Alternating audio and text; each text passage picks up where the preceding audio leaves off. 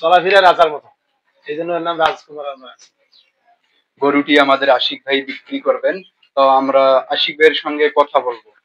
গরুটার নাম রাখছি, কিন্তু গরুটা চলাফেরা রাজার মতো, এই জন্য আমি নাম রাখছি রাজকুমার।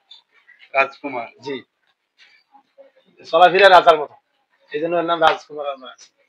আমাদের বাড়ির সবাই গরুটা দেখলে তো পছন্দ করবে, 100% পছন্দ করতে হবে।